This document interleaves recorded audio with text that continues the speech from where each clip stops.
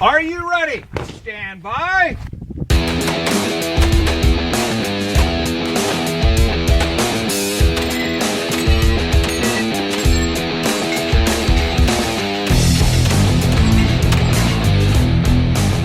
Welcome everybody to the Three Gun Show. I'm your host, Dave Hartman. This is episode 210, where I interview Bryan Ray on the ins and outs of run and gun gear setup. This podcast is brought to you by Breda USA, Italian shotguns that are the best in the world. And this is a shotgun tech tip from Team Breda. Hey, this is Dave Hartman from the Three Gun Show, and I'm with Tina Martin-Nims from Team Breda, and we are going to learn about choke selection. So before you go out to the match, you want to make sure that you have an understanding of how what your chokes are patterned at. So what I like to do is I have my three main chokes that I usually use, which is a spreader, an IC, an improved cylinder, and a mod. And I set my targets out at 5, 10, 15, 20, 25, and 30. And it's just like a knockover steel and a flipper. And I test to see what how they perform at those distances with the ammo that I typically use. And so when I go out onto a stage, I already know that at, say, 35 yards, I can use my mod choke and knock it out, and I'll be all ready to go. Awesome. All right, well, that's your tech tip from Tina Martin-Nims of Team Breda. Check out Breda's B12i 3-gun ready inertia-driven shotgun at bredausa.com. That's BREDA. This podcast is brought to you by LAG Tactical. I've been using LAG gear for 3 years now, and I just got an upgrade into their new for 2018 MCS mag pouches. MCS stands for Modular Carry System and is a two-piece design that fits most double-stack 9 and 40 mags and most AR mags. That means I can loan gear to someone in need on the range, even if we're shooting different guns. I've been using these pouches for many matches now, and they've been great. I like that you can choose the retention based on what is required by the stage, speed demon or locked in tight. I've been shooting the low-cut Supernova holster as well, and it has been a dream. They make it in a mid and high cut too if you're into that, but I'm digging the low cut, super fast draws, and plenty of retention when you need it. Check them out, lagtactical.com, and use code 3GS in all caps to save yourself 10% when placing an order. Thank you for joining me here on the Three Gun Show, the world's largest three-gun podcast. If you're new to the show, this is a weekly podcast where we talk about all things practical shooting and focus on what it takes to improve you as a three-gunner and competitive shooter, and in this case, a running gunner. The biggest thing I've been up to lately is the Big Ben Blast and Dash. Back in episode 184, you heard my friend and match director of Big Ben 3-Gun here in Colorado, Mike Griswold, come on the podcast, and together we interviewed Cody Allenbaugh, who organizes a lot of run and gun matches in Oklahoma. Well, Mike and I have been working hard with our awesome volunteer crew to put together the Big Ben Blast and Dash 5K obstacle race that is going down October 13th in Rama, Colorado. This is the first year of our little match, but we wanted to create a fun event for our community, so we partnered with Shield 616, which is a 501c3, and their mission is to raise funds to purchase body armor for first responders. We chose Elbert County Sheriff as our beneficiary, which they're the sheriff for our home range, Ben Lamont Gun Club. So all of the proceeds from the match, all of the match entry fees, will go to purchase body armor for our local heroes, which is pretty cool.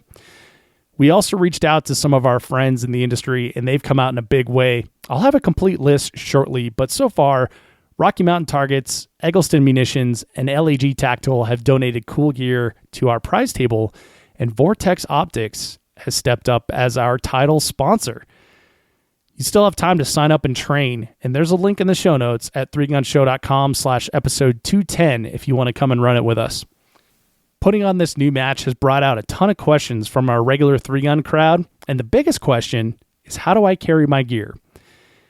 Which leads me into this week's interview with Bryan Ray. Bryan hit me up because he was training for the Legion run and gun that was held at Rockcastle recently, and he saw that I was looking for advice on carrying gear for a run and gun as well. Bryan has been on the show many times in the past, so as you know, he's quite the accomplished 3-gunner in his own right, and has done quite a few of these races as well.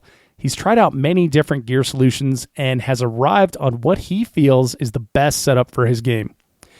Now, as you know, if you've listened to anything with Bryan Ray in the past, we have some laughs along the way.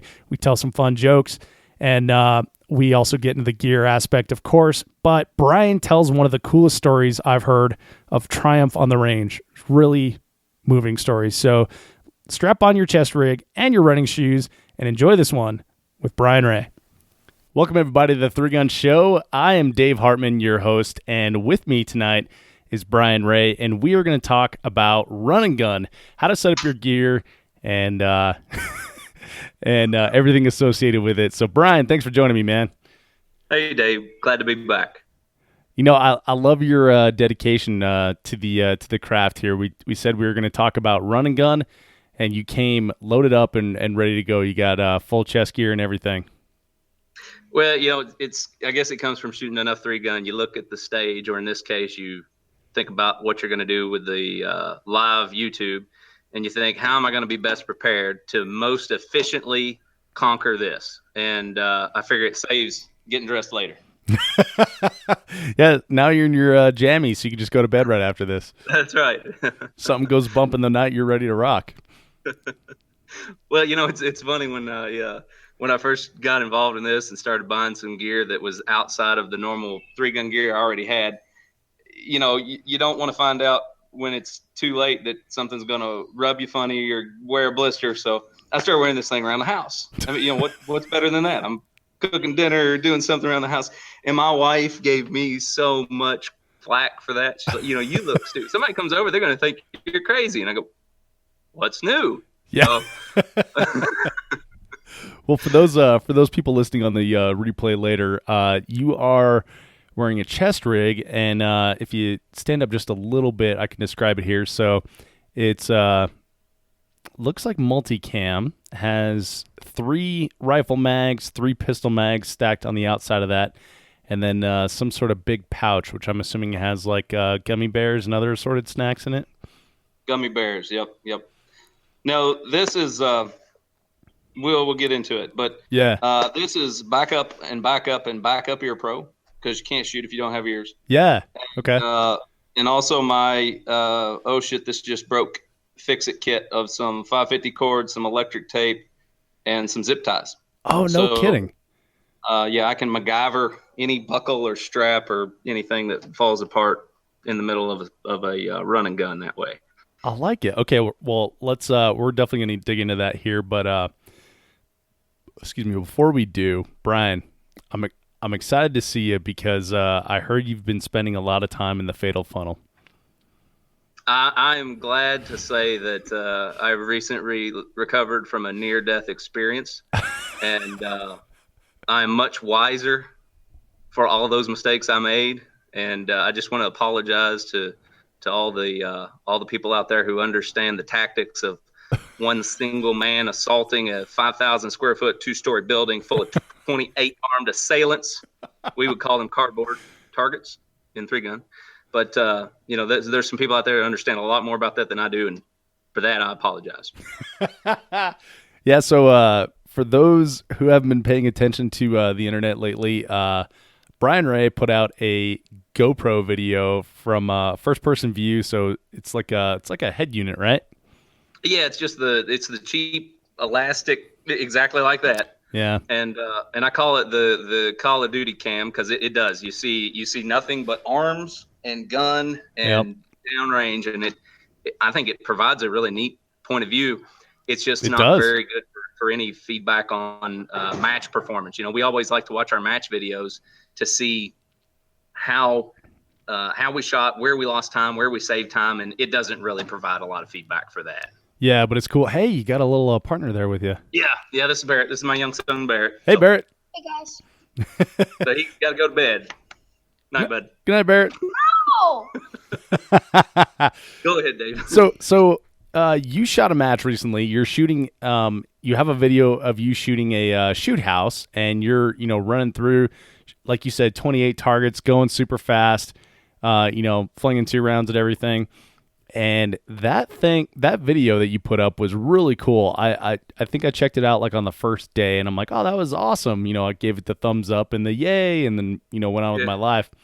And then I don't remember how we came about it, but I came back to it, and it had been shared like 600 times, and apparently in a bunch of tactical forums, viewed and airsoft. And airsoft. Okay, well that's those people really know what they're doing. And viewed over 200,000 times as I checked, just like last week or something. So, ton of exposure. I think it's actually right under that. Is it really? And I mean, that for me, I've never put out a whole lot of videos anyway, and I thought, wow, this is really something. Yeah. Until today, I see on Facebook a video that has 287,000 views, and it's a guy who's, he's well fed. And he's push mowing his front yard, and his wife is spraying him with a water hose because it's hot in Louisiana. It had like 287,000 views. So wow, I don't know. I haven't figured out the magic of capturing an audience yet. So Dad, it's not funny videos. Come on. the funny, okay. Turns out I don't know either. So.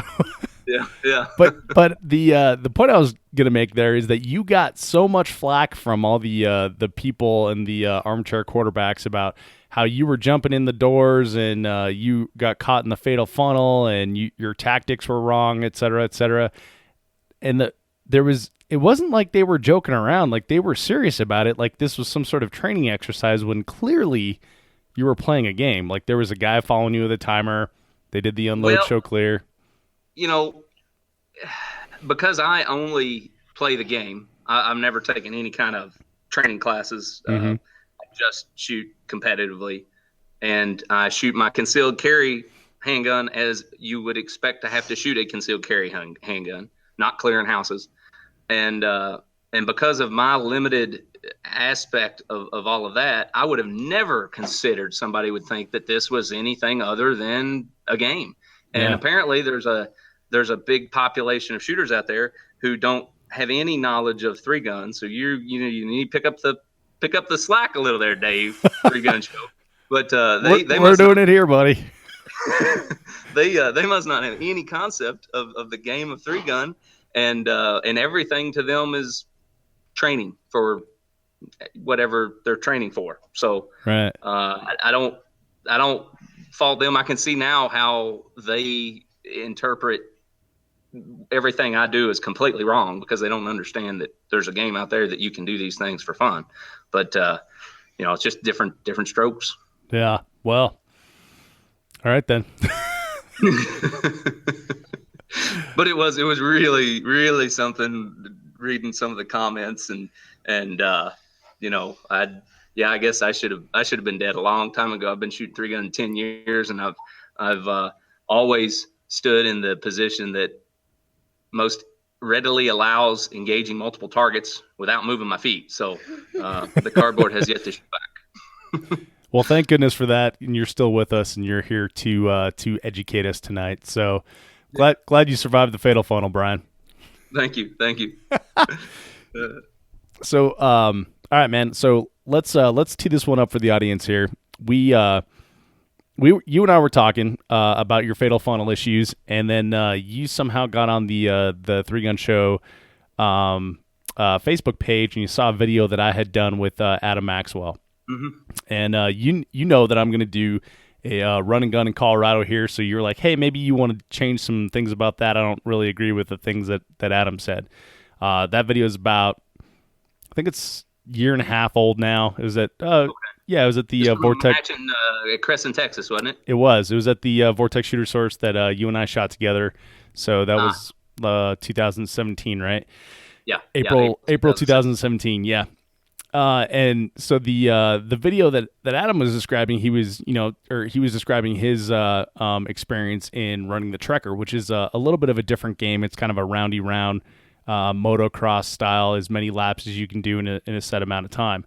So the races that you and I are talking about and we're discussing are starting from one position, and then there's a finish line, and whether that's in a big circle or whatever, but there's an amount of running 5K, 10K, whatever.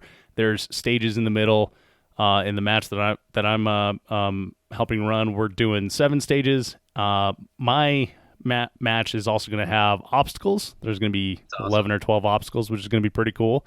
And you've got a little bit of experience in that arena because your home range, or I guess one of your home ranges, Rockcastle Shooting Center, they've kind of gotten into this run and gun thing. Yeah, they had. Of course, Rockcastle has always been super about wanting to be involved, and somebody brings an idea to them, and Nick and Nate, usually the response is, "Let's do it." Yeah. And so back in, I want to say it was the fall of 2016, or maybe just a little earlier, Matt Stennett, who is somewhat local, he's down in Tennessee. He had contacted Nick and Nate and said, "Hey, I want to do a run and gun," and they said, "What's that?" And Matt, I guess, had shot a couple out in Oklahoma, which I'm relatively new to the run and gun game, and I don't understand the history of it quite as well as I do 3-gun. But I think Oklahoma is either the first or one of the first that started doing these 100+ competitor 5K, 10K. I think they even do like a combination 15 or something. Mm-hmm. But Matt had shot that one. Brought that concept to Rock, and of course, Rockcastle is an awesome place for it because they have the terrain. They have a little bit of improved roads, some gravel roads, some really steep hills, uphill and down. We shot in the cave. Nice. There are a lot of guys in the run and gun circle that had never even heard of a place you could shoot underground. So Matt put the whole thing together, got some sponsors on board, and in March of 17 was the first race that I ran, and it was a 5K with 5 shooting stages. I gotcha. And so the running and gunning is a little bit of a departure from what we normally do. So what made you want to shoot it? One, it's close. Rockcastle is 50 minutes from my house. 2, Matt had a real passion about the whole sport of it and what he wanted to do and what he wanted to achieve. And that I think is a little bit infectious, with the ROs, all of the ROs for that match. And that match I actually worked it as an RO and shot the 5K. And then 3, it was just is another challenge. I have never been a runner. I don't think I had ever run 5K in my life. I had to Google to convert that to our measurements. I don't know what a kilometer is. So I just, it was interesting for me to say, hey, I wonder how this is going to go. And it turned out the shooting weighs about equally as heavy as the running. And I shot well enough and ran well enough that I think I came in first in that one. And it was a complete and absolute shock because I didn't have any concept that my times would have been that good at the running. But yeah, that was good enough between the points combination, the formula Matt uses. I came in first on that one. Right. Now, does he typically do a 50-50 split kind of thing? Yeah, the points are worth 50%. I'm sorry, the run points are worth 50% of the match score. The shooting points are worth 50%. So in the 5K with 5 shooting stages, the run time is worth 500 match points, and the shooting is worth 100 match points per stage, similar to how we score 3-gun. So you have essentially 1,000 match points available for the match. The 10K that he's done since, I believe the 10K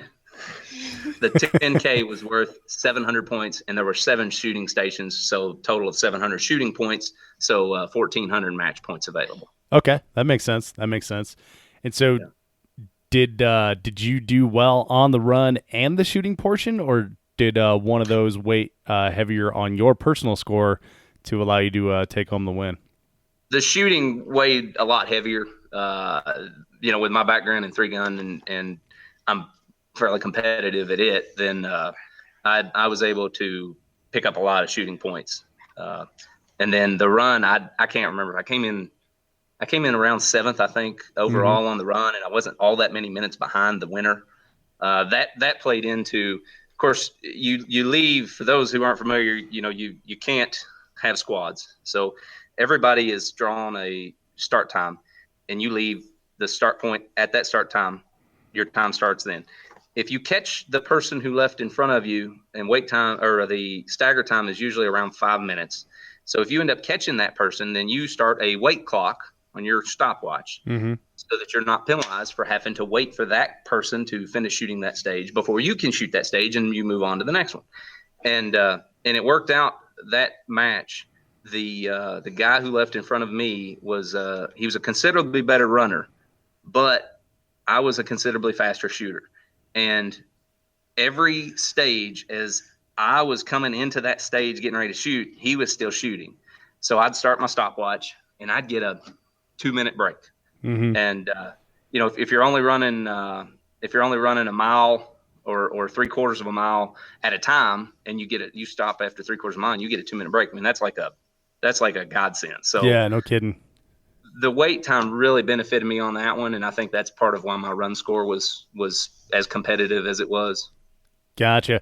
Now, did you guys draw those run time or start times randomly, or was it based on like 5K finish or something like that? Yeah, the way that Matt has done his matches at Rock is the registration morning at 6:30 or 7 o'clock, whatever it is in the morning. Everybody has to be there. And everybody, when they register, they draw a start time. So you may draw 8:30 a.m. and celebrate, or you may draw 3:30 p.m. and you think, what am I going to do until then? So that match in particular, because I worked it as a range officer, I actually went out and ran the stage that I was assigned for the match for all of the other ROs that morning. And then I was like the next to last, I think, runner to leave the start line. So I worked the stage, then went back, geared up, and ran my 5K. Oh, okay. That's a cool way to do it. So we were kind of thinking to do like the folks that have run a 5K or something like that before. What is your estimated 5K time, like unladen, not shooting a stage or anything like that? You can submit that. We put the guy who's the fastest first, the guy who's second fastest second, et cetera, and then all the people that are like, I really don't know. Then we just kind of random draw those folks and then give them tee times before they arrive. I don't think that's a bad idea. I guess that is, and I don't know, maybe some of your competitors that are runners and can tell you those times would feel they might like that idea. Part of me likes the complete randomness of, it's almost like a random draw prize table. When you pull that 8:30 time and you go, yes, I haven't even left the start line yet, and I already feel like I'm successful. So there's probably other ways that some of the matches out west do it. We had one in Wilmore up near Lexington, Kentucky that was in February, and they ran a 10K, 5K in the same day. And the 10K competitors, they assigned randomly start times in the morning, and then all of the 5K guys were assigned start times after the 10K runners, so that hopefully nobody was left out there after dark. But right. One kind of random or another, I don't know that it matters too much. Yeah, we've got a 3K division as well that I don't like to talk about because I'm trying to discourage people from doing it. Because at that how much weight do they have to carry if they run a 3K? Well, apparently they've got enough weight to carry, and that's why they're only running a 3K. I think is the idea there is we want it to be welcoming for all, but they get to miss out on one stage and like 3 obstacles. So it's kind of a, do you want to shoot everything or do you just want to shoot part of it? Yeah. So, well, what are you going to do the rest of the day? Yeah, exactly. You might as well finish it, right? So, well, okay. So then, when you knew that you were going to do this match, because you like to party, there's shooting involved. Let's do this. How did you decide what gear you're going to bring with you? What gear you're going to buy? Did you do any research? I did, and I don't mind spending money on good gear. I don't like trying a bunch of stuff and having to get rid of a bunch of junk that doesn't work for me. So I contacted a few guys that have worn these things a lot in places that are a lot less comfortable than Rockcastle Shooting Center. And like the backseat of a Volkswagen? I don't remember. I took a poll. It was a poll, group effort. but the consensus was, good chest rig, and this one's a tactical Taylor, and it's the first one I bought, and I've used it for 5, I think, matches now, and I love the thing. I mean, I wish I had an application I could use it for 3-gun because it is so comfortable. But when do you need 120 rounds of rifle for one stage? Yeah, Andy no Horner, kidding. listen, do that. Don't give me any ideas. Between the chest rig, that's a funny thing you mentioned, the Adam Maxwell video. I said, most of his experiences, and he bases his experiences based on what he's done and the matches he's run and what's worked for him and what doesn't. And a lot of the things that have worked for him are kind of opposite of what have worked for me. And I think that's the cool thing about run and gun, is that it's not like 3-gun. 3-gun, we can pretty much all say these things work, these things don't, and there's no combination of mixing those two that's going to make you successful. Right. I don't want to call out any equipment in particular, but there's one particular shotgun that comes to mind that everyone eventually gets frustrated with. And with run and gun, it doesn't seem to be the case. I know some guys who have used chest rigs in the past, and they went to a battle belt configuration where they've got all of their mags on their belt and their holster on their belt, and they love having all of that weight on their hips rather than their chest, and they say, this is so much better. Right. And that's pretty much what I ended up doing. I did do what Adam recommended, and I put some ammo in a backpack because we shot in Texas, so we had to bring water with us as well. Oh yeah. Luckily, it was overcast, and we didn't have any sort of problems or anything like that with dehydration. And I needed probably about an eighth of the water I brought, but I had some of it back. But primarily, I used what was on my belt, and then backfilled from there if I needed to. Yeah, and the time, I guess, again, coming from 3-gun, and we, every 10th or quarter of a second matters. Yeah. And my thought process is that if it's in my backpack and I need it, that means I have to stop what I'm doing, because you can't pause. You can't say I'm taking a gear exchange timeout. Yeah, because that's all part of your time. It's part of your run times. So you're gonna take that stuff off on your run time. You're gonna dig through your backpack. You're gonna reshuffle your mags, put it all back together, get your pack back on, and then before you can continue on again. And I think that's part of why I've had some success in this so far, is that from the efficiency standpoint of no wasted movements, no waste in time. The ROs at the ones that I've shot have your scorecard, and you run up to the stage, you give them your scorecard. You shoot it, they write your score down, they give it back, and you move on your way. Well, I see some guys, and they run up to the ROs, and they're, oh, boy, that was, you need my scorecard. Where'd I put that? So then they get done shooting, and the RO fills it out and gives it back, and they're like, oh, man, how is that? Is that a good time? Is that a slow time? Is that a fat? And I'm looking at all them, and maybe you're only wasting 20 seconds, but you're wasting 20 seconds times the front end and the back end. So 40 seconds times 5 stages. That's a lot of time. Yeah, no kidding. As I'm running in, I'm digging my scorecard out. That way, as soon as I come in and get within a hand's reach, I can give the RO my time card. And then as soon as he finishes writing it, I'd snatch it out of his hand and take off and put it in my pocket as I'm leaving. So bye. The inefficiency of taking the backpack off and having to move everything around, I can see it if the round count was high enough that you just can't carry enough ammo on you otherwise. Mm-hmm. But I didn't find that the case at all. Yeah. Yeah, like I could have got away. I want to say that I brought 4 mags maybe, and I probably could have, had 3 and still, oh wow, celebrated a wedding at the end in the air. So, I mean, there was a ton left over for sure. Yeah.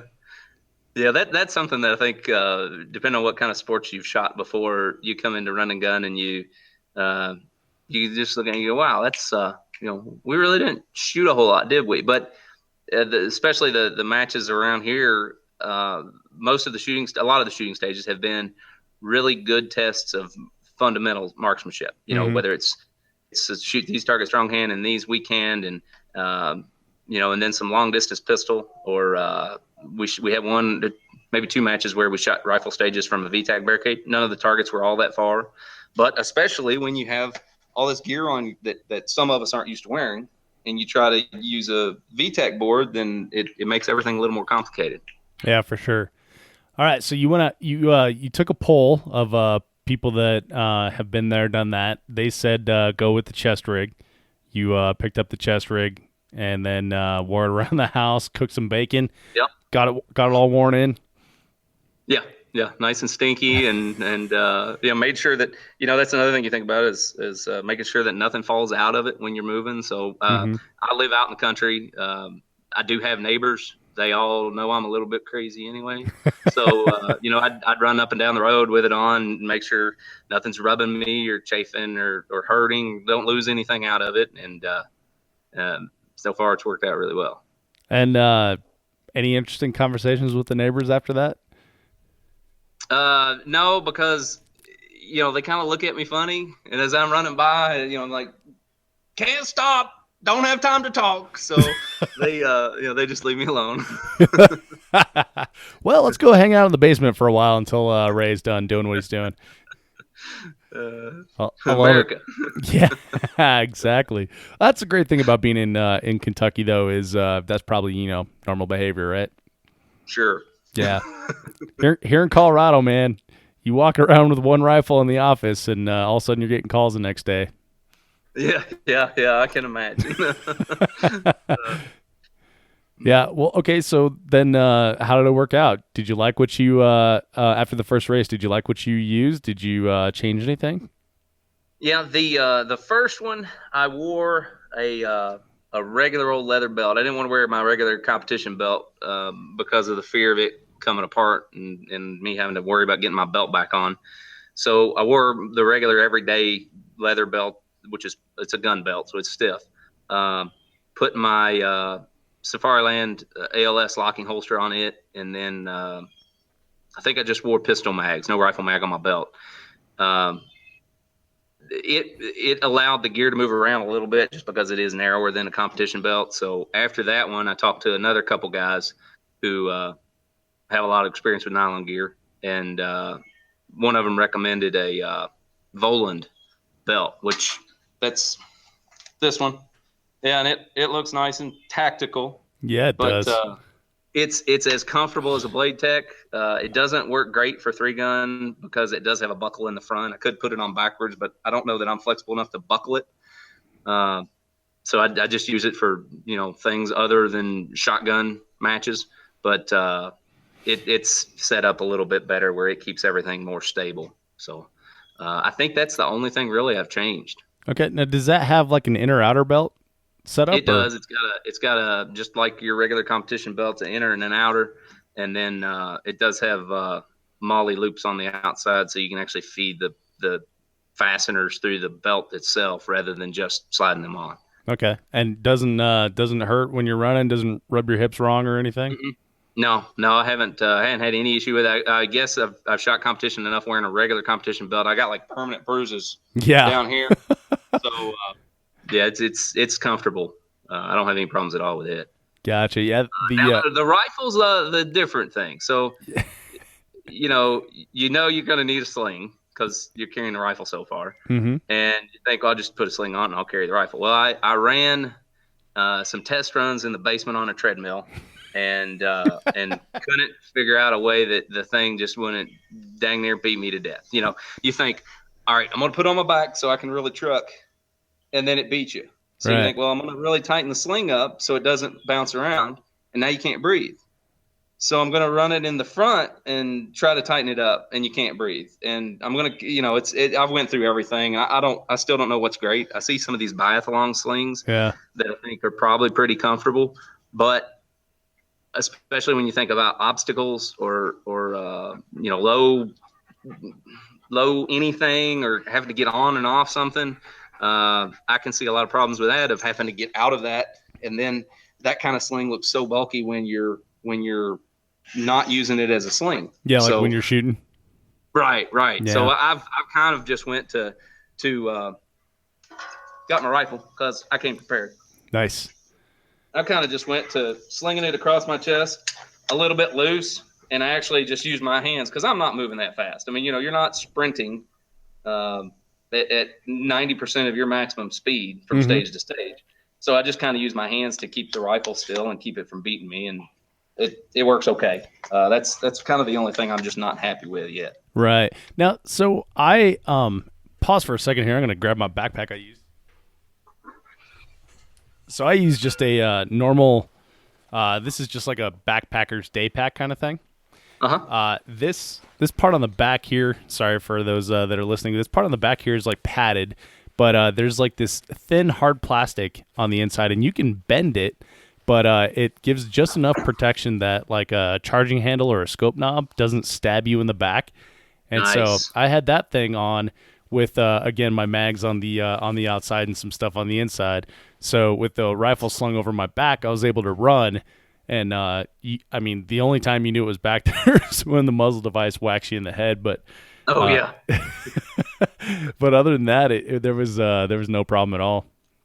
It's interesting. You mentioned charging handle, and I've had a personal vendetta against oversized charging handles for a couple years now because of taking I won one somewhere. I don't remember what manufacturer.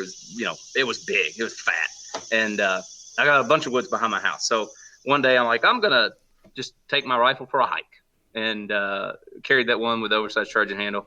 Walked down through the woods, and about halfway through a 3-mile hike with the rifle slung, I hated that charging handle so bad that I was willing to chuck it out of the rifle and just leave it down at the creek. And it was from, no matter what you do, that thing without this on, of course, the thing is poking you. It's poking you in the chest, or it's poking you in the back, or, you could roll your rifle over the other way, but that's not where my sling hardware is at. So, it's all those little things that you just don't think about. Guys use the charging handle so big that it kind of props the rifle up at an angle for table starts in 3-gun. And that thing would get hung on everything. Yeah. You wouldn't be able to make it through without getting hung on that. So yeah, I got the Radiant Raptor I found is like the best compromise between the two that I've found. I can still operate it really quickly, which I had to do this weekend, mortaring my rifle a bunch, and then it's smooth enough on the outer edges. It's not like jagged and you can use it as like a breaching tool kind of thing. Like it's smooth enough to where like at least if it stabs you, it's like blunt force instead of like drawing blood. So I would tell you I'll have to check that out, but I'm happy with mil spec for now. Nah, I totally understand. Well, you use the charging handle so infrequently, especially when and when you're talking about only shooting 5 stages, that mil spec's probably like the way to go if you're just going to game that one piece of equipment for a match. All right, so haven't figured out the perfect sling. You're still working on that one. So any other like cool guy gear that we need to talk about? Well, it's funny. You see some of the stuff on some of the 3-gun Facebook groups about, what kind of shoes or what kind of pants or what kind. Actually, I'm going to tell you, in 3-gun, it doesn't matter. No. In run a gun, it actually matters. So, I say that. The first one, I work the cave at Rockcastle, and I'm in this deep, dark, cold hole, and all of a sudden this dude, it'd been raining. It was nasty weather. And all of a sudden this dude comes up, and he's wearing running shorts, and they're real short, and he's absolutely covered in mud, and he's wearing open-toed sandals. Now they have straps around his ankles. Open-toed sandals? Open-toed sandals. Now this is Rockcastle, and better than half of it was not on gravel or pavement. So I looked at him and I said, dude, you're tough. And he did. He finished the match, and I mean, he was trucking. He wasn't just out for a hike. So crazy. I think some of the things that matter, other people don't really think it matters that much. Yeah, yeah. I like to run in shorts. So and I 3-gun in shorts, even when people tell me I'm not supposed to. They're like, oh yeah, don't wear shorts to that match, and I usually always do. So I end up with skin knees a lot. I generally wear pants because if it's a match that you're probably going to be crawling through things or over things or going through briars or anything else, just to not have to slow down to pick anything out of my knees. Mm-hmm. But running guns the same way. If it was going to be a place that I felt pretty comfortable, the trails were going to be wide and clear and not overgrown, then I'd probably wear shorts too. But especially at Rockcastle, some of that stuff gets woolly enough. And that one we shot up at Lexington back in February, the trail on it was, some of it was probably game trails, and that one you definitely wanted pants. So, but yeah, pants, shorts. There again, it's knowing what's comfortable. I don't think that anybody is going to feel good if they throw their gear together and they show up at the match and they haven't used that combination of gear. For example, so the last one I ran, which was this past March, they had a division called Combat Class, and I guess, I don't know, I'm a masochist. I decided to shoot it because you had to finish the match with your gear total weighing at least 25% of your body weight. So if you weigh 200 pounds with no gear, you had to walk across the finish line and step on a scale, and you had to weigh at least 250 to be still included in Combat Class. What's cool about that is it's finishing, so you can't even include your ammo that you used for the match in that. Nope. Now it's funny though. We were talking about water, and I was like, hey, take all the water you want, drink all the water you want. Don't take a piss, because if you do, you're getting rid of it, and now you're going to be down on weight. Exactly. But so that match, I can't carry enough weight with this and a rifle. So I've got a couple backpacks. I'm going through these backpacks and looking and trying to figure out, okay, this is the size I want, and I can throw all this stuff in there to allow enough weight that shooting this ammo, I can finish and be over the minimum threshold for my weight. And I did. That wasn't a problem. But what was a problem is I had not run with that pack loaded that way and the belt that I had on with a pouch on the rear. And so about halfway through, I start realizing I got a really sore spot on my back from something. And I'm thinking about getting to the next place, not paying attention. And I ended up with a pretty nasty blister right there where that hanger for that pouch set, because the backpack is now pushing on it. And I had never run in that combination of gear. So yeah, I deserved it. So, Brian, I think I've told you before, I used to run a bunch of obstacle races before I started doing the 3-gun show. I would do like obstacle races on like Saturday, and then we'd go shoot a match on Sunday. It was kind of fun. But that was definitely one of the things I learned is don't bring anything that you haven't tested, because you do end up with those wear blisters after a while. Yeah. And it didn't matter what it was, man. If it was shoes, or if you thought, like, oh, I'm going to bring this small little pouch to like maybe put some chews or some goos or something like that in there, that pouch would rub you wrong. And if you brought like a Camelback, is like, okay, well, now we're running like a half marathon, that Camelback would rub you. So yeah, you gotta train with that shit all loaded up exactly like you're going to do it, which makes it kind of awkward when you got a run and gun happening. Yeah, and they the matches keep kind of changing divisions. Some of it's because of the theme or flavor of a match. Mm-hmm. And so the next one, which is in September, is the Legion 5K or 10K, and I'm shooting the 10K. And one of the divisions for it is called Tier 1. And so the match, I know you're a little familiar with, we talked about it some. The match is to recognize the accomplishments and the sacrifices of 5th Special Forces Group members from the War on Terror start to now. Mm-hmm. And it benefits the Special Forces Association chapter that's out of Fort Campbell, where 5th Group's at. And so they decided we're going to have a Tier 1 class. And Tier 1 class is got to be, they kind of threw gear together and said, average weight of a pack that they would wear on any kind of given mission is 45 pounds. So it doesn't matter if you're a little guy or a big guy, you got to carry the gear that you need. Right. And that gear weighs about 45 pounds. So that's in addition to their fighting gear. So in addition to the rifle, handgun, and the main ammo, just some ammo. Doesn't have to be all of your ammo. But so I thought, I'm gonna try it because it sounds hard. And I've started putting stuff together to try to get this 45-pound pack. Got it all worked up, and then I'm like, great, got the pack. Now I just need to add my chest rig, because that doesn't count toward your weight. My belt, that doesn't count. And my rifle, because that doesn't count. And so I step on the scale with all this stuff, and I'm at 248. Now I weigh 170 pounds. Oh, man. So I'm comfortable that the pack will make it through the 10K, and I'm comfortable that it'll still have 45 pounds minimum in it.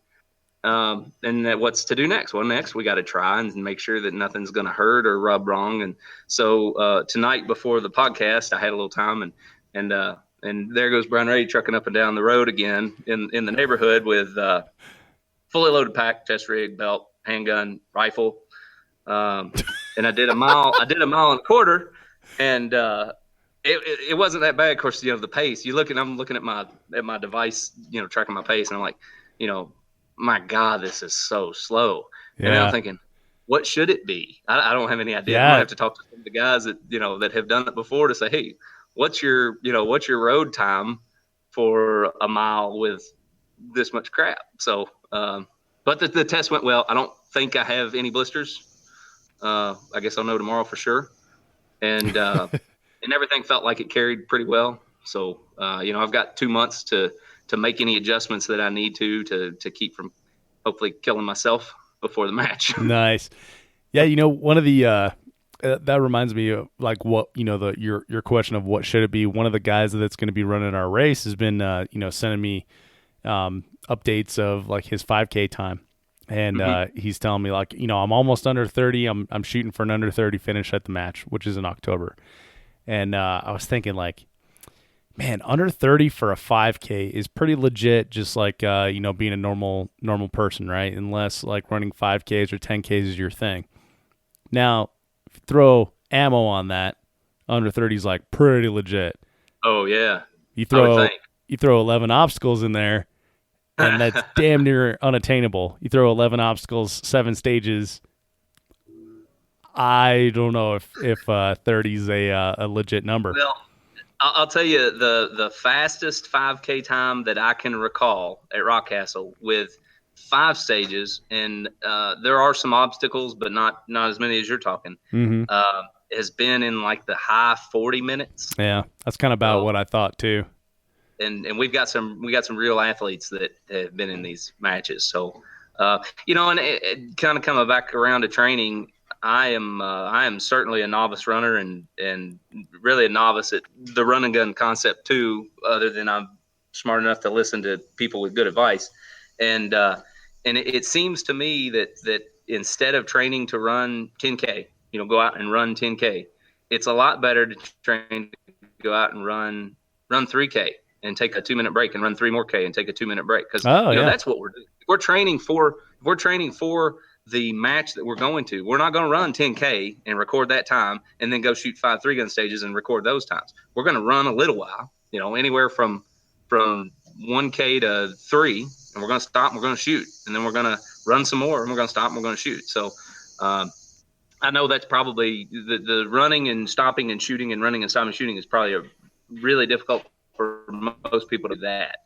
But I think that that just running, stopping, breathing, obviously your 2 or 3K time is going to be a lot faster doing that than running a 10K altogether. Yeah. Well, plus you got like, once, so forgive me for interrupting, but, when I was doing like obstacle races, we would do, those big long runs and stuff like that. And we would find that when we would slow down for like an obstacle that maybe there was a backup on, like you couldn't find a rope to climb or something, you had to wait in line, that now the lactic acid starts building up because you've stopped. Yeah. Don't stop altogether and stand there, or even worse, sit down. But, yeah, exactly. So it certainly makes it a different game than if you're the only guy on the course, doesn't it? yeah, absolutely. So training that specific thing of running, stopping, may, I think you're onto something there. Wish we weren't doing this live. I'm not onto it. I've heard that mentioned from other people. I Oh, can't really? tell you who it was, but it made a lot more sense to me. Plus, I think the furthest I've ever run in just one continuous run is like 3 or 3.25 miles. So Right. I don't have the stamina or the interest to just go run 10K total start to finish. Mm-hmm. But I guess that's why I enjoy these, is because at least I get to carry my rifle along the way. Yeah. And then get a shoot in between, right? Yeah. Well, you're talking about the divisions, and it sounds like the races that you've shot have like some fun divisions in it. Ours is going to have an armored division where I don't know if we're going to put any weight on it, but you're going to have to wear a plate carrier with plates the entire time. So make sure you specify steel, or otherwise guys are going to show up with ceramic and have a 50% weight advantage. Yeah, I know. That's exactly what I was thinking. Is you were talking about the specified weight, and that exact same thing was running through my head, and I hadn't considered it before. So I'm glad we had this talk. But yeah, it definitely is one of those things that would be easy to game, and of course, gaming usually comes with a high dollar investment, but it would be totally worth it if you wanted to win that division. Yeah, and there'd probably be other ways of doing it. I don't know a whole lot about plates, because if I had plates, I would be expected to know more about fatal funnels also. But, and we've already established you don't know anything about fatal funnels at all. Not a thing. So yeah, I'm sure there's other ways of and we call it gaming. I like to think of it more as doing the proper amount of reconnaissance. In some of these matches, it's amazing to me how people may not even look at. We got satellite imagery. Google Maps is free. If you're going to a match and you've got an idea, even if you don't have an idea of where the shooting stages are, look at the property and see where areas that may be large enough that they can contain ranges are. At least you can get an idea of the lay of the land. Yeah. You don't want to be training on flat asphalt and then go to somewhere that has up and down dirt paths. Yeah, with a lot of elevation changes. So, and that's a very good point. And if you can get to the range, so Cody Allenbaugh, who's hanging out in the chat with us, and he was on episode 184 talking about how to run a running gun, like from match management standpoint. Super helpful, by the way. He's done a bunch of them in Oklahoma, several other places as well. But I get the sense that they're not on actual ranges, and I guess I should clarify. Cody, are they on actual ranges? Well, he'll answer in the chat here real quick. But the one that we're doing is at a membership range where there's a gate, there's a clubhouse, you have dirt roads that go to these bays over here and these bays over here, and the long range is over there. So we're going to be doing that sort of thing, and we're trying to make it as much of a terrain race as we can, but we are limited by impact zones, cow areas, stuff like that. So I guess they call that ranch land, but cow areas. Pasture. I think cow area, pasture. There we go. Sorry, city boy here. But so yeah, I mean you are limited, but if you're gonna do that, like you said, reconnaissance of where you're gonna be running, it does make sense to actually go there if you're within a certain amount of distance and see, and then you can say, okay, well, we're going to be running on dirt, we're going to be running on asphalt, we're going to be running, up hills, down hills. Let me pause you for just a second. I got to put my dog up. Cool, copy that. All right, so let's go to the chat while we're waiting here. Cody jumps in first, and he says Oklahoma was the first was one of the first running guns, but Pecos was first. So he answered that one for us. Pecos running gun was the first one. I'm guessing Pecos is in Texas. And Brian, since you ran away, I'm working the chat questions here. And Cody says, he says, I started with a chest rig, then I went to a battle belt. Now I'm running a minimalist belt and a light minimalist chest rig. And he follows up with, true story on carrying a rifle. I'm still trying to find the solution. So how long has he been doing this? I think he's been doing this for a couple of years now, and he actually That's really disappointing that I have probably a couple more years also before I can figure it out. Yeah, exactly. And then he mentions also he hates running, and that there are several people that run in sandals, and he's not that brave. Yeah. And Cody also mentions that there are some bays at Pawnee where they do their running guns. They have 2 bays, so it's kind of a mixture, sounds like. But yeah, so that's what we ended up with in the chat there. That's cool. Well, yeah, like I said, I've I'm a relative newcomer to running guns, and it's amazing to me though how fast it's grown and how much interest there is. And it reminds me a lot of 3-gun from 8, 9, 10 years ago when there were only half a dozen matches across the entire country, and people would show up to what at the time were the only majors, and really, it was almost like they received this calling, and they're like, I'm here, but I don't know why. It is. It's really been something that the energy and enthusiasm from a lot of the competitors. It really does remind me of 3-gun from a decade ago. Yeah. So I wasn't there in 3-gun a decade ago, but or in the 80s when it started, for that matter. But it reminds me of the genesis of 3-gun as well, because it is very much from the discussions I've seen, the people that I talked to at the one race that I went to, it's very much people training for shit hits the fan. I'm going to grab my rifle and I'm going to run in the woods and I'm going to shoot Russians and stuff like that. They look at it as a training exercise rather than a game. They hate 3-gun because it's too gamey, which I assume 3-gun, when they started, because they started like in the Soldier of Fortune days, they probably hated like USPSA because it was too gamey. So there's a lot of parallels there, and it's for me, like, I like to give people a hard time who take life way too seriously. So running gunners are an easy target for that. But for me, like, any trigger time is good time, right? So. Oh yeah, and the like you had mentioned, the shooting stages aren't real high round count, but you can take the relatively low round count stage. You can require some high level of marksmanship to be able to complete it, and it's still worth 100 points. So in some respect, if you want to think about the practical application of any of that,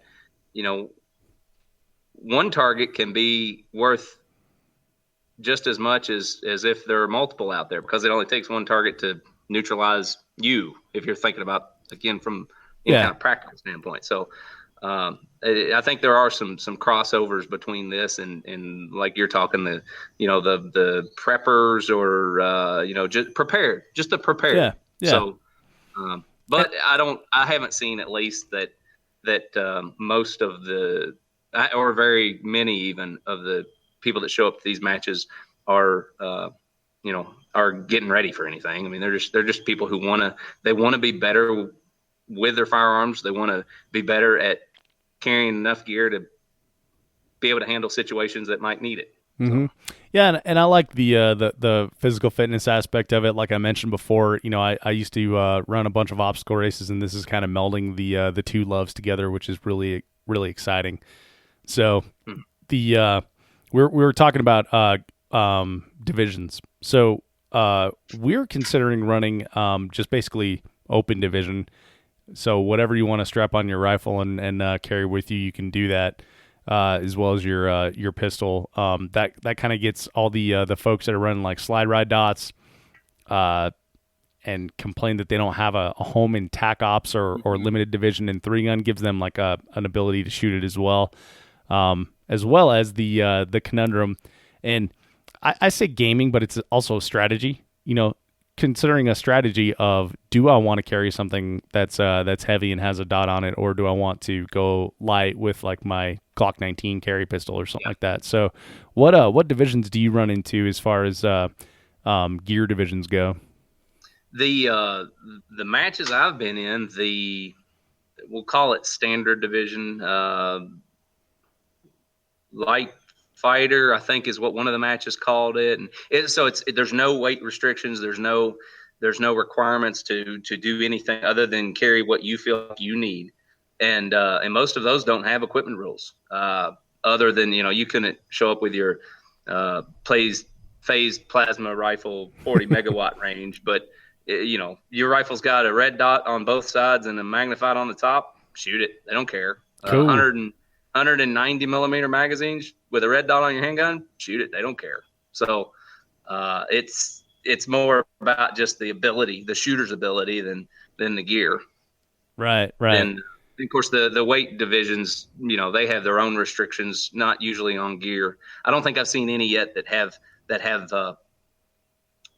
gear requirements of you cannot exceed this type of gear. So, but that's, it goes back to like 3-gun was 10 years ago. You get ready you sign up for a match, you better read the rules, because there's no guarantee it's like the last time the same match director ran it, or it's like the last one you ran, or it's like the one that was in the state next door. I mean, you got to read the rules. You got to understand the rules. Yeah, that's a very good point. There was a lot of people that got a surprise invitation to open when they put in a D60 this weekend at the Colorado 3-Gun Championships, because it's one of the only matches I've ever seen that other than, like, say, Rocky Mountain, that doesn't allow D60s in a or quad stack mags in a limited or TAC division. So that took a couple people by surprise. Yeah, read the rules. Read the rules. We don't want to, because we want to think we know everything, but yeah, exactly. Well, okay, so we talked about scoring. I have another question on scoring for you here. So we were talking about 50-50 weighted run versus gun kind of thing. Do you have like a time plus scoring, or is it all targets must be eliminated to move on, or how do they do that at the races that you've run? That's changed a little bit too. I believe the first one at Rockcastle that Matt Stinnett ran, it was an all or nothing. So if you complete the stage, then you receive match points based on, just like with everything else that we typically do, just percentage of the winner. Mm-hmm. If you didn't complete, so let's say you failed to neutralize a target, you receive no points. Right. So that was the same as the run gun that I ran in Texas. Yeah, and I think that there are a couple others that do it that way. I think that's the norm. It might. I don't know if there is a norm. Really? Okay, so then that is how they've traditionally been run. Yeah. Well, so after the first one, I think Matt, and then the one in Lexington that the guys at Bluegrass Sportsman's League ran, and then Tiger Schultz ran one in Rockcastle in November of last year, and I think all of those they run them with what we consider traditional scoring of, raw time plus penalty time equals final time, and then percentage of finish of the winner. Right. So I personally prefer that. You see some people that really struggle with, let's say, a 300-yard target, and they make a valiant effort and they still fail to neutralize that target. And, I think they ought to get credit for at least what they shot rather than just a goose egg. But yeah, same here. And the one thing that we found is that there was a lot of backups on one particular stage that had a air quotes difficult target. Right, it was like a 16-inch 200-yard target shot from a rock. But but but we saw so many people throwing round after round after round, magazine change round after round after round, because they know that if they don't hit that, then they zero the stage, right? Yeah. So they're basically cutting off their nose to spite their face, because now they can't shoot the other stages, which is totally a mind blower. Yeah. It's like, dude, there's 3 stages left and you're shooting all your ammo. Save some of those bullets. Yeah. But the other negative consequence is that now there are huge backups on that stage because several people just don't want to give up. Yeah, and there's enough of a history that we know about whether they're short range or long range targets that are not neutralized need to be valued at, so that things work out in the scores equitably. I mean, it's That's not there's no secret there, and there's nothing new to learn. So yeah, it's basically we're gonna rip that page out of the traditional 3-gun notebook and glue it to our running gun notebook. yeah.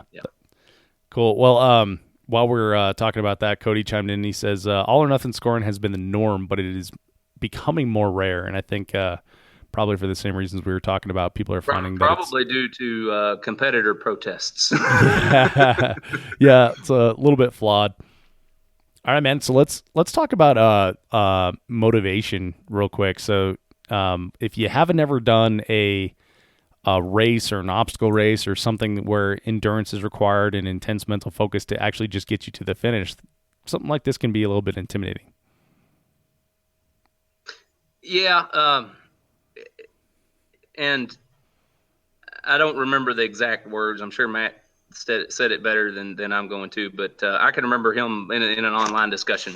Somebody was, I've never done anything like this. I don't know that I can. And he said something to the effect of, if you show up, even if you don't finish, you're going to accomplish more than somebody that stays home.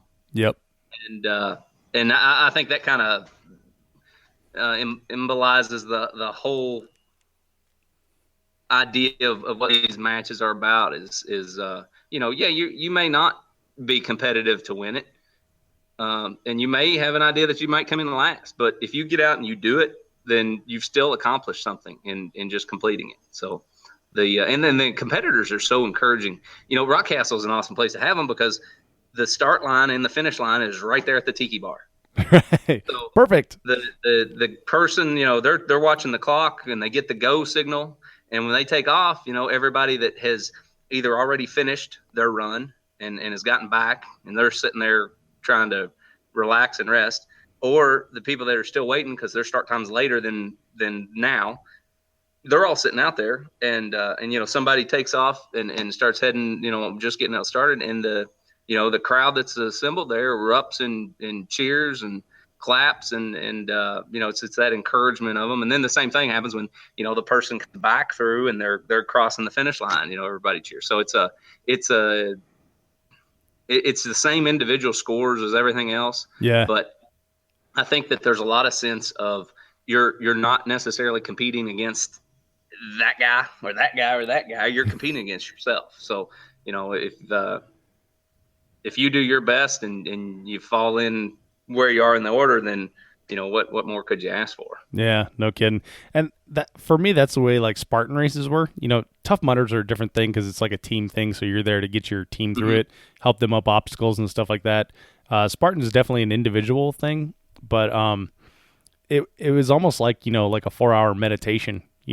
Of just your mind over your body of can I do this? Can I keep pushing and that sort of thing.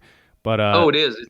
It's I kind of think of the old cartoon with the little devil on one shoulder and the angel on the other, and and the devil's like your physical being, and he's saying, you're hurting and it's only going to get worse, and tomorrow morning you're not going to be able to get out of bed, and you need to just go ahead and quit now. And the little angel is your mental state, and it's saying, are you going to let that guy tell you what to do? So I feel that way through the whole thing. The last one I did, which was a 10K, and it was with the additional weight. I was only about 3K into it and had just come across a pretty good hill. And I felt like I was already sucking wind. And the RO that was working that stage, as I'm coming up this hill from just shooting, so I'm all amped up from the adrenaline of shooting the stage, and then I'm coming back up to hit the trail and move to the next one. She said, hey, you got this. And I said, oh, I'll tell you, I'm starting to think this was a bad idea, I think is what I told her. And she looked, honey, you got a long way to go. And it was something about that. Just, I was like, I'm going to forget about how I feel right now. And I'm just going to worry about getting to the next stage. And then I got to that one, same thing. I'm not going to think about how I feel. I'm going to think about getting to the next stage. And ended up finishing. I came in second, I think, in the combat class at that one. So it's a a mind over body type of attitude. Yeah. Is what it takes, I think, to be able to finish sometimes. Yeah, and it's grit, right? So it's the, do you have what it takes to keep yourself moving in the face of adversity?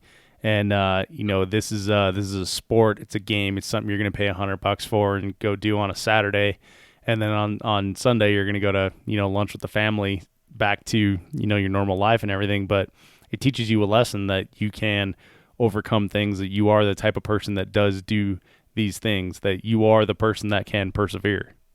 Yeah. Damn, that was profound, Brian. Write that down. Hey, it's a good thing you're recording this. Yeah. Absolutely, man. Well, okay, so you mentioned the lady that you ran into. So that's a big part of this thing, is the encouragement from others, and it's something that we can take away. So like you said, when you're ROing and you're watching all those other competitors go through, then you in turn encourage those other people, like, you got this, man, keep going. Yeah. And of course, the back of my mind, and I do that, the match I worked, or even this last one, the last long run at Rockcastle was from the golf course, the far side of the golf course, down that hill to where the big water tank is, and then all the way back up that other asphalt hill, the road, to go back to the base. And that's I don't know how long that road is. It's a whole lot longer when you're running it, though, than when you're driving. It's a pretty easy drive. And I passed a couple guys going uphill. They were struggling a bit, and I still felt okay. And as I'm passing, I'm like, hang in there, buddy. Hang in there. You got this. And of course, the back of my mind, I'm thinking, I'm really going to feel bad if that guy ends up having some kind of health issue because I'm pushing him to finish and he needs to quit. But both of them ended up, they both finished, and you got a little bit more bounce in your step when you're coming across the parking lot toward the finish line. Yeah. Than when you're still 3/4 of a mile out. Yeah. When you see that finish sign, it's I don't know if it's like human nature, or maybe it's just something you turn on in your head, but like the pace picks up, I think it's a little bit of adrenaline. Yeah, definitely. Yeah. It's like you're almost there, and like the finish line's within sight, and you've told that devil to F off, and the angels cheering you on, and you're ready to rock. Yeah. Good times. Well, I like that aspect of it, and it's definitely part of the culture that we want to bring to our race as well. You told me a pretty amazing story about one of the races that you attended, as far as like encouraging people, and I think you kind of know what I'm talking about there. But do you want to share that one with the audience? Well, was that with the Legion match? Yeah. So last year, and the podcast that Rockcastle Shooting Center did last week covers this a lot better than I can, because it actually includes the people that developed the match and put it all together, and we're through it every step of the way. But yeah, and that was thank you for turning me on to that one, by the way. That was a great one to listen to. Good. I'm glad you enjoyed it. Yeah, that was number 81 of the Rockcastle Gun Show, and it's on iTunes if people want to listen to it. Cool.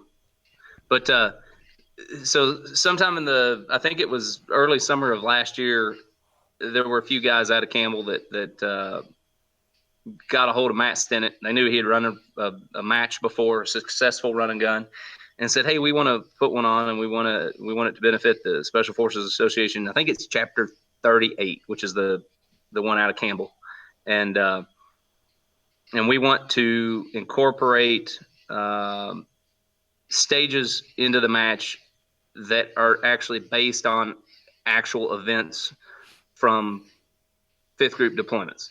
And one of them, I think it was in November of 16, we had, I believe, 3 guys killed in Jordan at a what was supposed to be a friendly checkpoint or gate. And one of those guys was Jimmy Moriarty, and they contacted his father and said, "Hey, we're putting this match on. We'd like for you to come as a special guest." And Mr. Moriarty came, and he's 71, I think. Jim, if you're younger, I apologize. But he came and ran the race in his son's kit and completed it. And in the last quarter mile or so, everybody knew he was getting ready to come back, and a big group of guys ran out there, and a bunch of them were active fifth group and had served with his son, and they ran out there and ran back. And there's a bunch of pictures from that match on Facebook of this big group of guys running toward the finish line, and Mr. Moriarty's there in his gear, and it was just it was really a moving scene to be a part of, in seeing him finish at a match that was honoring the sacrifices of his son and his son's comrades. So I apologize if some of my details are a tiny bit off, but yeah, it was really an interesting thing to be a part of. Yeah, just such an amazing story, and amazing. Man, when you told me that the first time, dude, I had like goosebumps because I could picture it in my head, and just the camaraderie and the camaraderie is the best word for it. It just unbelievable show of respect and appreciation to the sacrifice that his son made.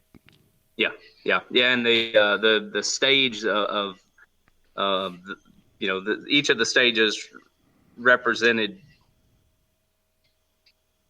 different engagements that fifth group had been involved in, and one of them was the checkpoint that Jimmy and two other guys lost their lives in, and you started seated in a Humvee, and on the signal you had to get out and shoot from multiple barricades, and of course, and actually one of the guys that was working the stage had an M4 with a blink adapter on it, and when you got out of the Humvee and started engaging the first target, he rolls up next to you on foot, and he starts just cranking off blanks out of this thing, and that's not part of the stage brief. You don't know what's going to happen unless you were close enough to see the guy before, and I know the guy that was working that stage with the M4, and it was weird because when I get out of the Humvee and I start shooting, and all of a sudden I hear blanks going off behind and to my left, and you had to run back up range a little bit to the next position, and when I turn, I see him, and he's got this M4 shouldered, and he's just cranking them out. And I thought, what in the hell is he doing? Doesn't he know I'm shooting a stage for score? And I never missed a beat. But and then I guess after I left the second position, I looked at him again, and I saw the blank adapter, and I realized, oh, this is actually part of the stage. This is really cool. It's little things like that they throw into it that wow, that's neat. That's kind of a freaky thing too for someone who's a civilian and used to shooting one at a time, and if there's another person shooting on the stage, there's a big problem. If I didn't know the guy personally, I might have. I'm sure I would have had a little bit of different reaction. Right. But yeah, that was my thought is, I can't believe he's being so rude to be shooting while I'm trying to shoot. He's messing with a timer. What a jerk. Yeah. You make sure you quit shooting when I do. Yeah. No kidding. So, all right. Well, Bryan, I really appreciate the rundown of run and gun and your experience. Our last topic is about training. We already covered a lot of that. Do you have anything you want to add to the training aspect of run and gun? I'm sure that people who have done a lot of running could go over helpful tips and training regimens a whole lot better than I could, because I've never been a runner, right? Other than when I need to, and the biggest thing is just you get home in the evening, don't sit down on the couch and watch TV. Get out and do something. It's funny. I wear a Fitbit because I get Humana points. All right. Yeah, I used to do that when I was. That's the nerd aspect. Yeah, I did that when I was at Lockheed. Amazon gift cards for my Fitbit. So, I was helping a neighbor the other day tear deck boards off his deck, and of course it's Kentucky. It's hot. We're sweating, and I get home and I do my little sync thing, and my Fitbit shows that I played a sport undetermined sport for 48 minutes because my heart rate was like averaging 112. And I thought, what did I do? And then I realized it was tearing off deck board. So, training doesn't have to be going out and going, all right, I'm going to run, I'm going to run these distances these days and these distances these days. And I'm going to do a weighted run this day. Training can be anything as long as you're out there and you're getting your heart rate up and you're moving and getting physical activity and not, sitting inside. So, I don't know whether that has or hasn't worked for me, but my average day, and I have an office job, my average day, I get 14 or 16,000 steps just doing stuff. Yeah. So, any kind of physical activity is better than none. Yeah, it's truth, man. You atrophy and turn soft. Yeah. Yep. Easy, quickly. Definitely. Well, and I think the other thing when we were chatting earlier today is embrace the suck. Yeah. If you're out there in the middle of it, you've already signed up, you've already paid your match fee, you've already shown up, and you've already left the start line.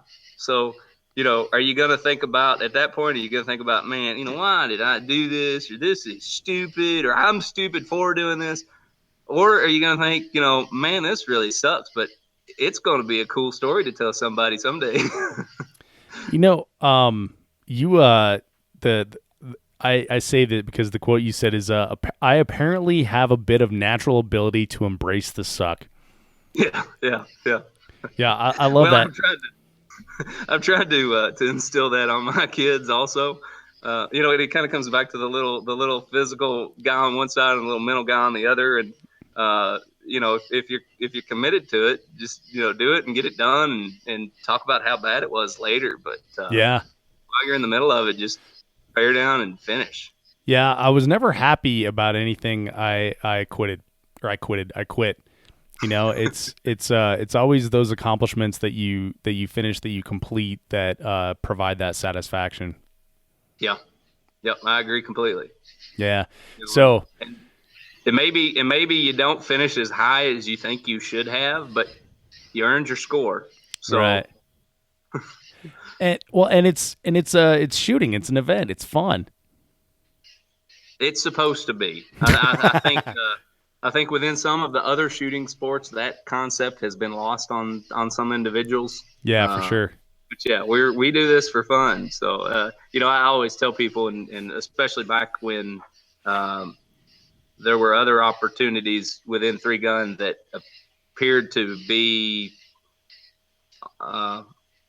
full-time shooters, mm-hmm. or providing for being a full-time shooter. And I always tell people, I was like, I shoot because I enjoy it. I work because that's how I provide for my family. I don't. I'm an electrical contractor, and I do love what I do, but I don't do electrical work because I love it. I do electrical work because that's what provides for my family. I do shooting because I love it. And I can't imagine trying to cross those two things together and do something that I love full time, because then it is a job. It's not a hobby. And if those guys that do shoot full time for a living, I envy that they can still love what they do. But if that was me, I'd have to take up fishing or something. I can't imagine. What are you going to do on Saturday and Sunday? You're going to say, well, I shot 5 days a week. Am I going to go recreational shooting on Saturday and Sunday? No, you're probably not. You're probably going to go fishing. So yeah, I've always liked to separate those two, work from play, and I think that's part of why it maintains being fun for me. Good. All right. Well, we should have had this conversation 3 years ago. I wasn't going to try to talk you out of anything. No, I appreciate that perspective, and it absolutely is the perspective that most people either have or should have, for sure. This competitive shooting is just a kick in the pants, man. And when you get into it, you want to be in it all the time, right? So mm-hmm. that's where I think all that comes from. But maintaining the perspective that you were talking about is definitely very important. Yeah. I think so. I've you see a shooter at a match have a bad stage, and they're upset and they're down, And Yeah. you go, hey, you're right. That didn't go very well, but you're still here to have fun. Are you going to let that one ruin the rest of your day? Or are you going to just, hey, boy, I really screwed that one up. Then, all right, what's next? Yeah, So, exactly. yeah, I think it comes back to embracing the suck. If you're already done with it, then move on. Absolutely.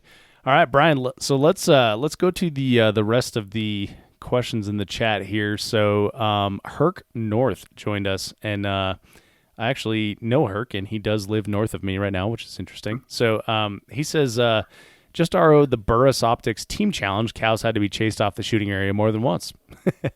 And then he adds, sounds like lunch. Yeah, right. I got lunch, guys. We're having barbecue. And then he adds, it's not really a run and gun, but some of the same stuff applies as far as gear goes and gear management, because there is a lot of rucking, I guess. And then he says, there's apparently a run and gun going to be happening up north. And then Cody says Oklahoma run and gun is this weekend, so there will be plenty of stories about embracing the suck.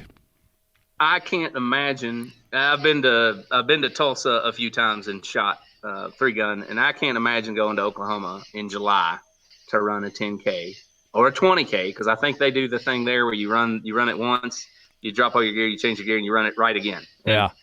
I mean, it's bad enough here in Kentucky trying to run, 3 or 4K in the evening, and I can't imagine how miserable it must be in Oklahoma. Sounds terrible. You can have all that suck.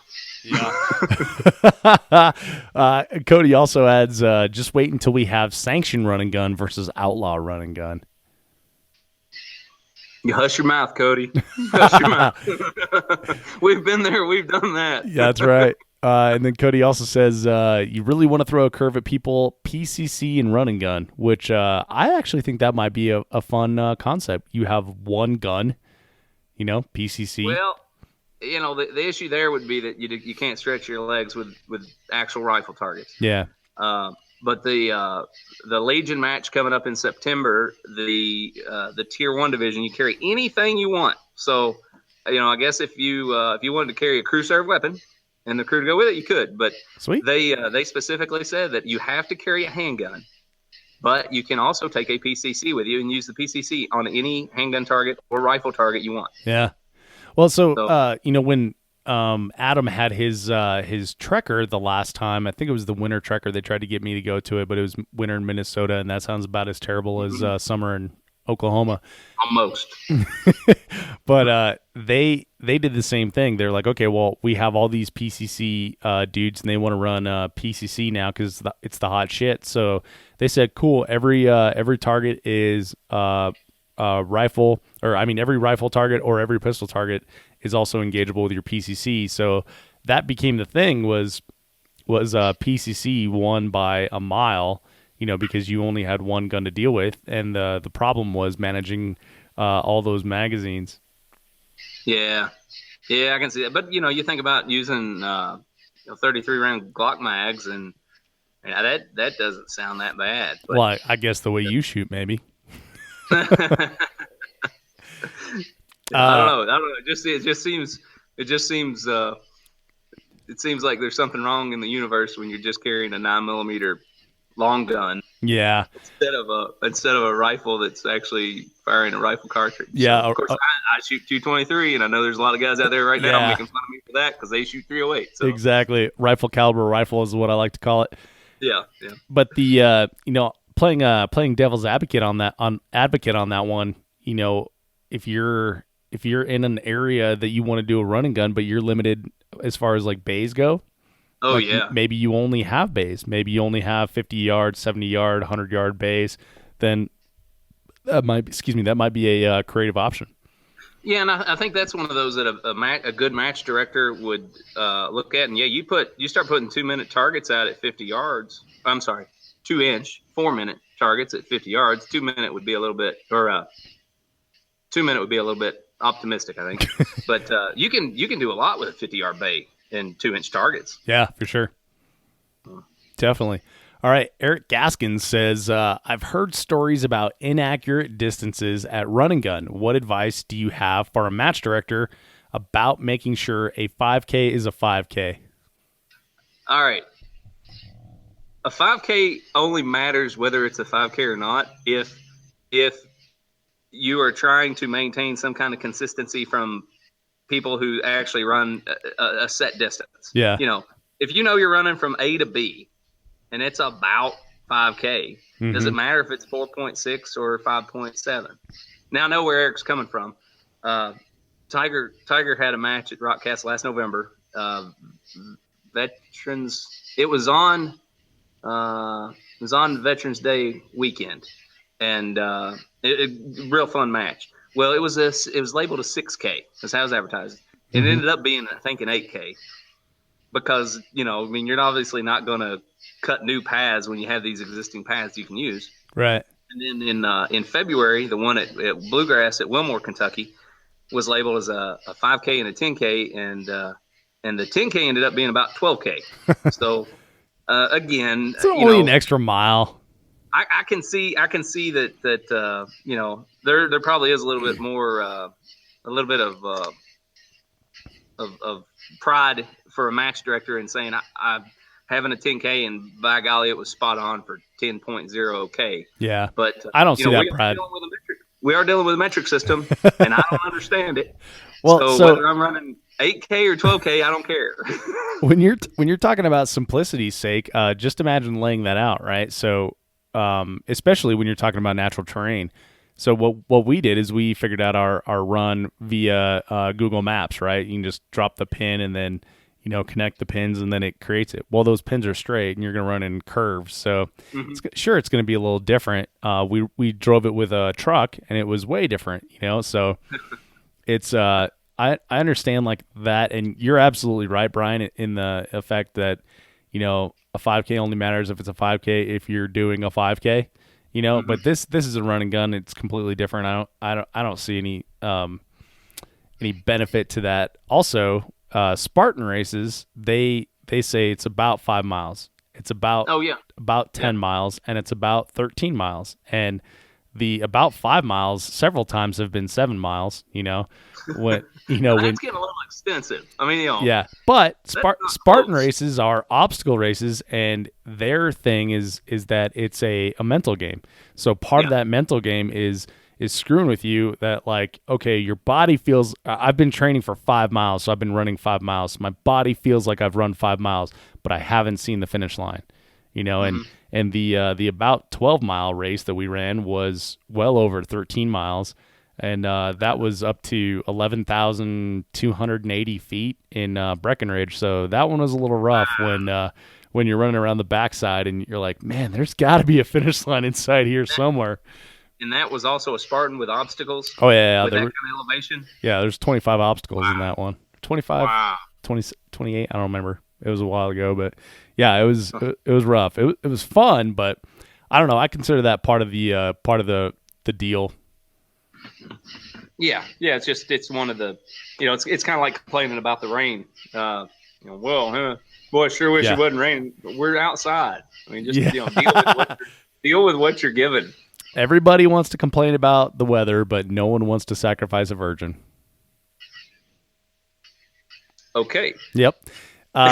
So Cody also says he did the PCC run and gun for Twilight Run and Gun. He didn't say how it was, and then he says that Pawnee Run and Gun is notorious for being longer than their advertised distance, and getting the exact distance is nearly impossible in natural terrain, which totally understand. So, well, Brian, I think that takes us almost all the way to the end. There's one piece of gear you had a note about in your well-written notes that you sent me earlier that you didn't include. Are we not going to talk about nipple guards? Well, since you brought it up, Dave. This is an important topic to me. I guess it was before the first one, and again, not coming from a running background, I don't know what to expect. Well, one day I see, I think it was Odie Dehan, and I think he's in Texas. I shot 3-gun with him at some matches years ago, and I don't think he shoots quite as much anymore. But he had said something about going out for a jog, and he posted a picture of his shirt right here, and it's a little bloody. And I'm like, what the hell is that? He's like, my shirt chafed me to the point of bleeding.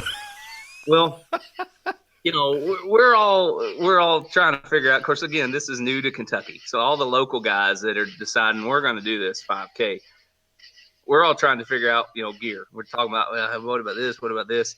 And I think it was Brian Vaught said something about, I don't want to have bloody nipples. So they apparently they make these things for runners that take care of preventing that.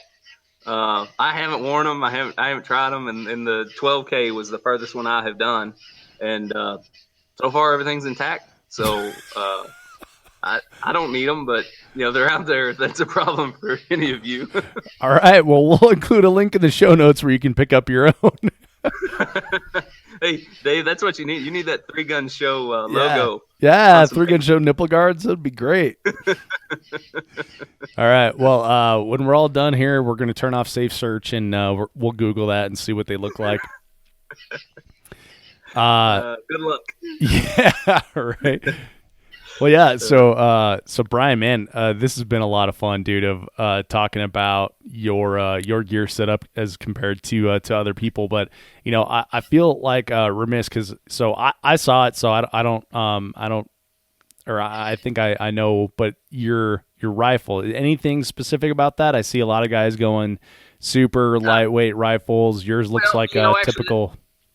That's one thing that also caught me with Adam's video, and I think specifically he mentioned in that running a 1X optic to cut weight. Mm-hmm. If you knew that you weren't going to have any targets over a reasonable distance for 1X, and I think he said 300 yards. Right. Of course, Adam is a fantastic 1X shooter. And, yes. And 300 for him is reasonable distance for 1X. Yes. But and Brian Vaught, he shoots limited all the time and pretty much exclusively, and we have this argument a lot. And yes, you can hit a 300-yard target with a 1X optic, no problem. If conditions are good, if lighting is good, if the target is visible, if there's contrast between the target face and the area around it.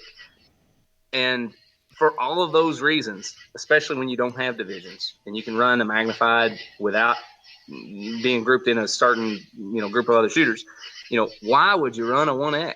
You don't know, is it going to be shadows and you can't even see the target with your naked eye or your 1X dot. But, you crank magnification on it, you go, oh, well, there it is. Now I can aim at the edge of it or the center of it. So I think that, at least in my opinion, for a match that doesn't have divisions, there is no reason, unless you just absolutely love your EOTech and that's your go-to zombie fighting rifle. And, you don't own a magnified optic. I certainly won't go out and buy one just for this.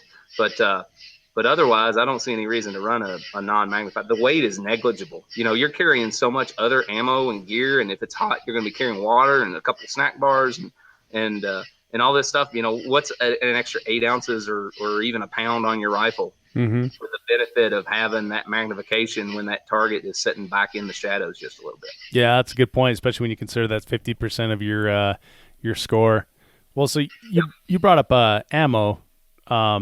Usually in 3-gun we'll bring 2x or maybe more of the round count. What do you do in run and gun when it becomes your burden? I guess that's one of the reasons I like running in the divisions that have some kind of weight component with it, is that I don't have to be as concerned about running out. I can't think of anything worse than going, well, I guess I'm not going to finish this stage because I ran all out of ammo. I have none left. So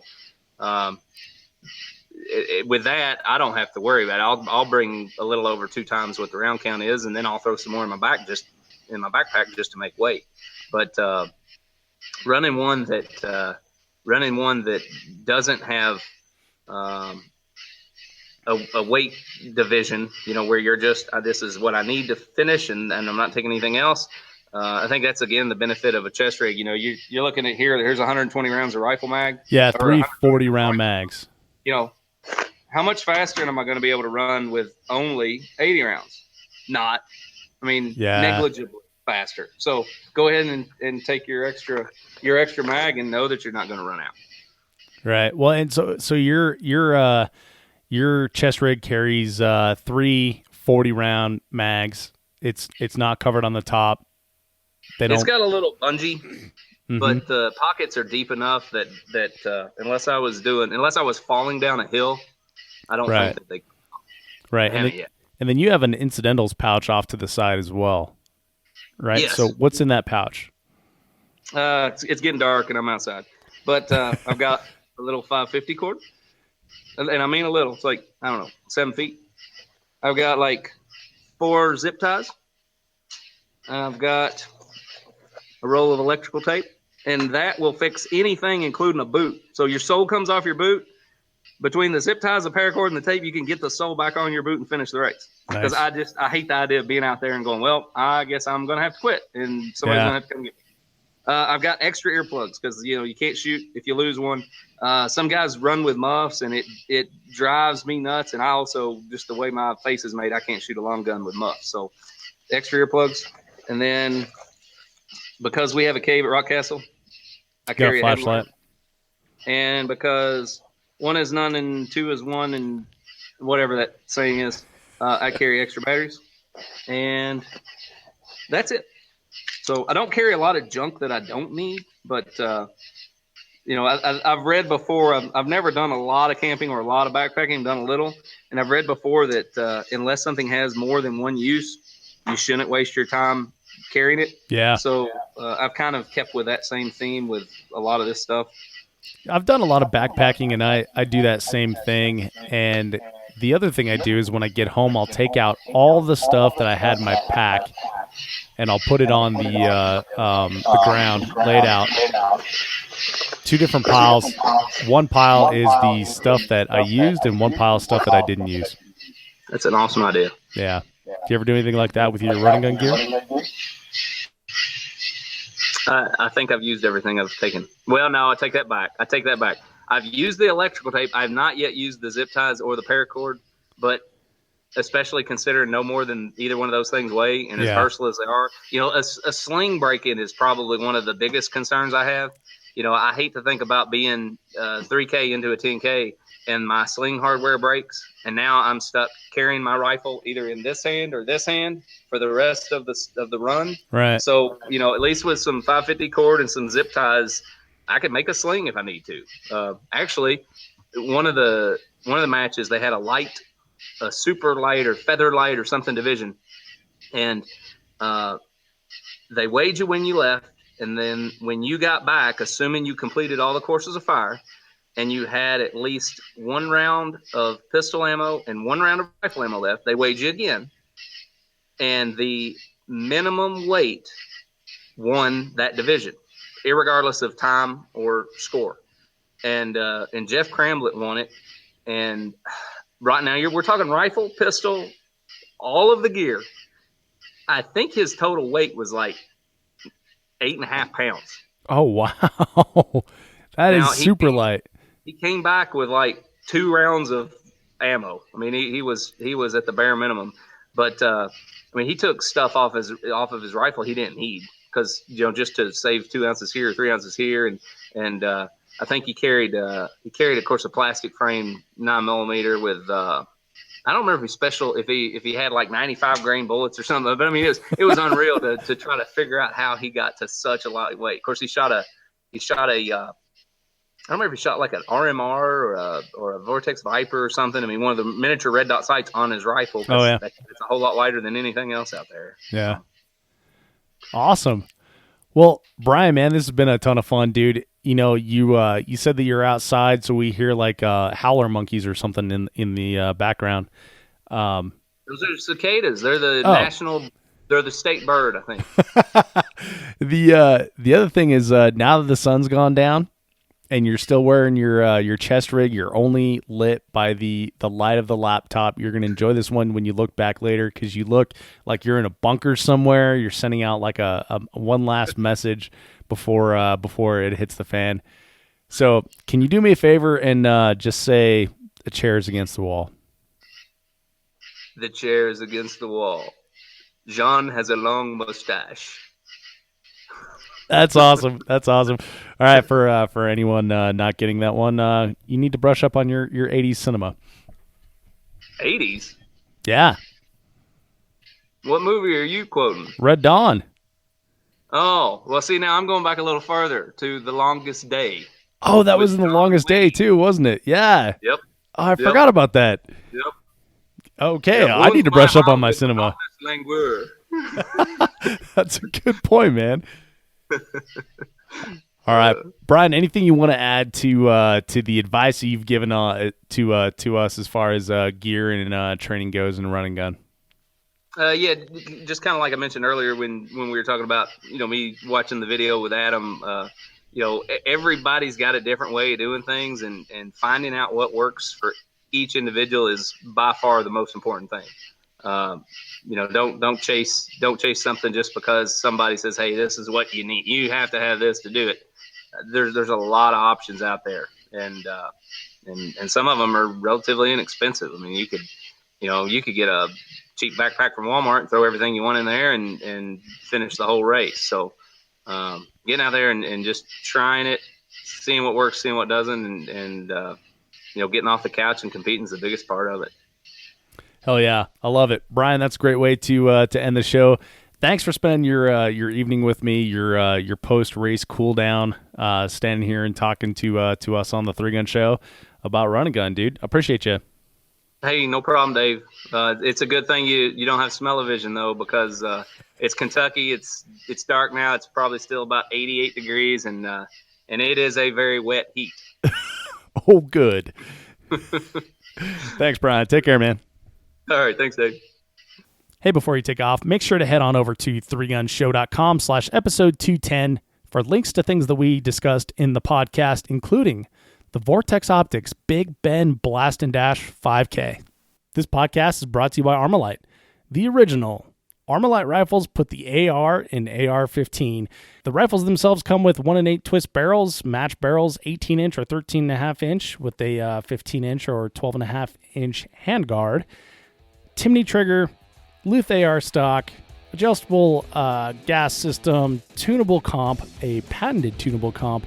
This thing's ready to go right out of the box for a 3-gun with no additional modifications other than putting on a nice optic. I myself use a Vortex Viper PST 1-6 when I'm shooting TAC Ops or their Spitfire when I'm shooting limited.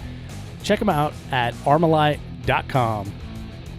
Quick reminder that if you enjoyed this episode of the podcast, subscribe in iTunes, Google Play, Podcast Addict, or wherever you get your podcast content, so you will always get the very latest. Thank you so much for downloading, listening, and subscribing to the show. I'm Dave Hartman, and I'll see you on the range.